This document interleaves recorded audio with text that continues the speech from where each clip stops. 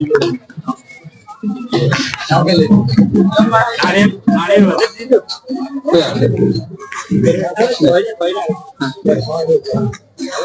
જે આપણે પવનભાઈ માળી અને જે આપણા વાવના ધારાસભ્ય જે આપણે સ્વરૂપજી ઠાકોર જે આપણી સાથે છે, મંત્રી પદનું જેમને સ્થાન આપવામાં આવ્યું છે.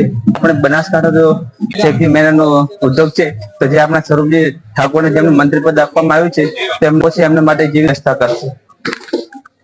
અહીં આજે ગેળા ગામે આપણા હનુમાનજી મહારાજ બિરાજમાન છે, તેમના આશીર્વાદ લઈ અને આજે પ્રવાસની શરૂઆત કરી છે.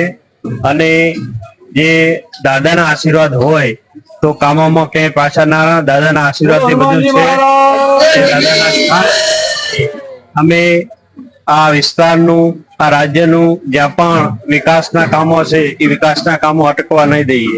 ગુજરાત ઠાકોરના જે પ્રમુખ જે અલ્પેશ ઠાકોરને જે બાદબાકી કરીને જે એમના શિષ્યો જે તમને એમનું પદ આપવામાં આવ્યું છે, તો તમે એમના વિશે શું કહેશો?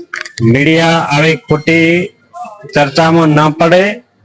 શેખ નેતૃત્વ ભારતીય જનતા પાર્ટી બધાને સાચવતી હોય છે, બધાને આપતી હોય છે, દરેકને આપી અને દરેકને આ રાજ્યની ધારાસભ્ય હોય કે મંત્રી હોય, દરેકને આ રાજ્યની અંદર સેવા કરવાનો મોકો આપે છે. એ જ રીતે મને પણ આ મંત્રીમંડળમાં સેવા કરવાનો મોકો આપ્યો છે, એટલે હું સેવા કરીશ.